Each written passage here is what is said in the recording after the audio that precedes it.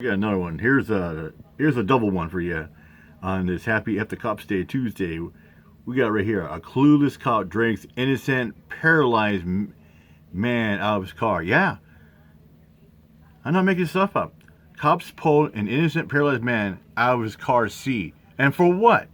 For what? He did nothing. Check this out. This is how ruthless the police are nowadays. The police, they pull over someone. Well, there's a man, he's paralyzed. Do they handle it with care? Of course not. Of course not. They basically pull him out, sit him on the ground. Here's the video. Huh? I need you to come out so I can talk. No problem. All right. Yeah. I'm paralyzed. I have to.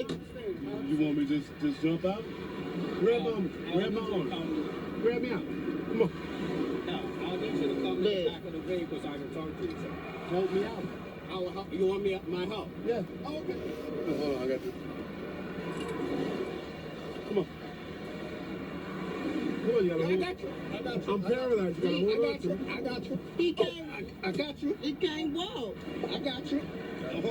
Hold your feet. I can't. I'm paralyzed. You gonna drag me?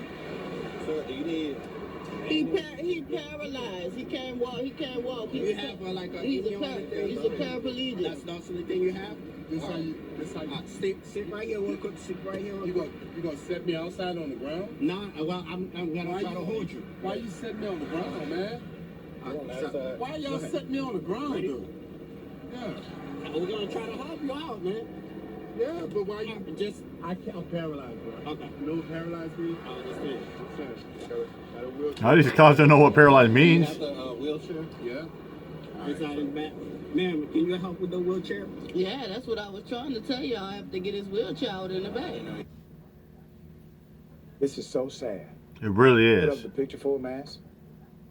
I remember riding with my grandfather one day. My grandfather did not have the use of his legs.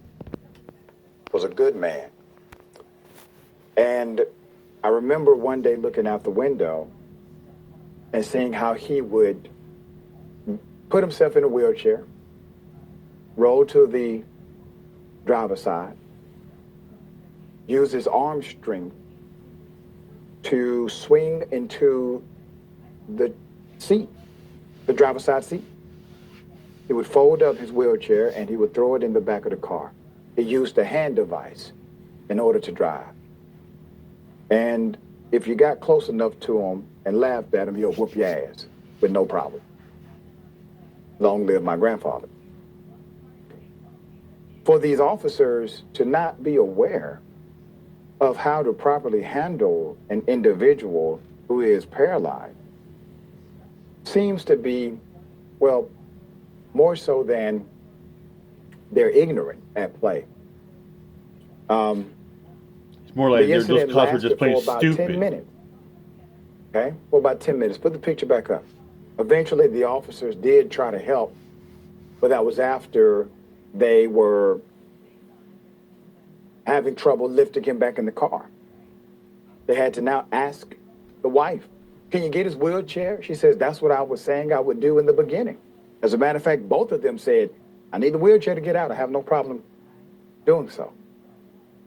She sets the wheelchair on the roadside as a quote, investigation was underway. Sources say the officers actually mistook him for another suspect and reacted in that way before even verifying his identity. Eventually, the officers returned the man to... You know, that's the problem with cops. They go around thinking they get vague description of a suspect. Very vague description. And it's like they'll mistake you for the suspect. And they'll treat you like one.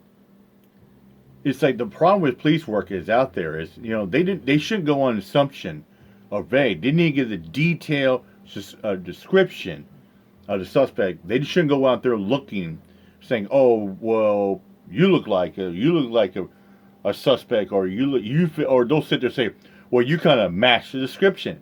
Yes, that has happened to me before. I was actually on a Friday night, worked hard, went down the street, going to the store. Freaking cop stopped me. Say it looked like a match description when I didn't even match it. Yeah, They detained me for 20 minutes. Detained me.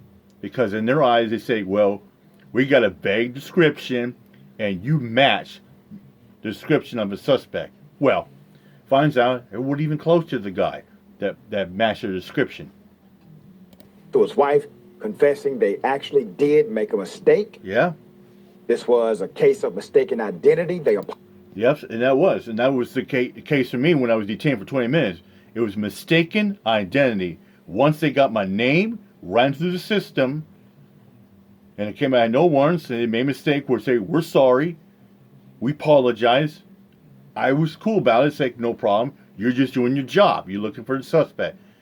They went about looking for the suspect, went to the store, got my 6-pack of brewskis, went home like nothing happened. Apologized for the inconvenience as they uncuffed him. Uncuffed him. Here it is.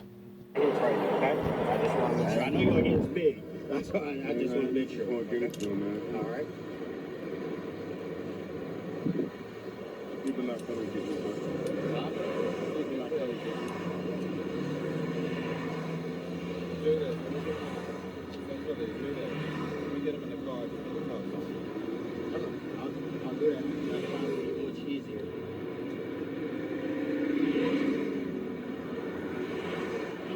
For your patient. I apologize for the inconvenience or what's going on. For your Just kids. trying to get it checked, man. Oh no, it's a policy that we have to follow. You know what I'm Trying to saying? get it checked, man. No, not at all. Believe me. These officers violated massive protocol here. Number one, Big time. they did not seek the identity of the person before they did what they did. Number two, they decided to ignore the proclamation that this individual did not have the use of his legs. I don't know what you thought he was lying. You thought the wife was lying? Yeah, I mean, those cops were just dumbfounded. They were so stupid. When the man said, I'm paralyzed, you're going to have to help me. And they were saying, I need to get my wheelchair. They were looking at the guy and his wife like, I think they're lying. I think they're shitting us. Are you kidding me? Why would anybody would lie about their medical condition? That is the most outrageous bullshit kind of thing I've heard. Like, cops going to think you're lying? That's crazy.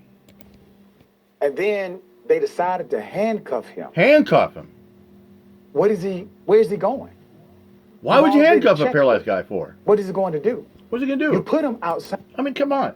I mean, when I was detained for detention, I wasn't handcuffed. I was detained. I was not free to go at the time for 20 minutes. But I was not handcuffed. I was not back of a squad car. I was standing outside trying to, they're trying to figure out who this person they were trying to look for. And, you know, they mistakenly said, I fit description, matched the description. But once they found out who I was and who the person was, it was a guy named Joseph they were looking for. On the side of the street. You set him down on the street. And you You said, handcuffed "You the just gonna guy. sit me here?" That's exactly what they were going to do. And be okay with it. As they ran their investigation. Insane. We're still trying to identify. And that's the problem with police officers like that. So it's their protocol is like, well, they give a vague description like, well, we can't find a guy, so you fit description, so you're good to go. We'll handcuff you and arrest you. Because, you know, and some police agencies, they can't go back empty-handed. No. They got to go back with a righteous bust and a righteous arrest. The officers involved. I will bring you that information as it comes. Jackson, thoughts?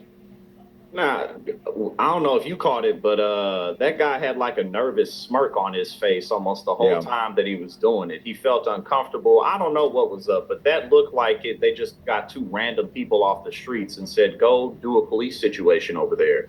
And they were doing their best. That's really what it seemed like.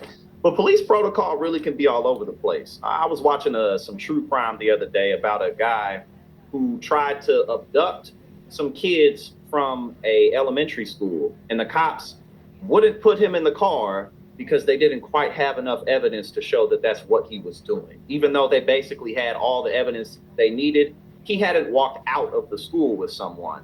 So they like, no, we can't do that. We can't because of this. So again, just to say like, Wow. Wow. protocol can be all over the place. It could be, yeah, But it could be this is a black wavering. paraplegic man who almost certainly didn't have a lot of money, so he's an easier victim and a target. But when you go from community to community, these rules aren't always the same. So again, if we really want to do something about law enforcement in this country, we have to target it at a local level.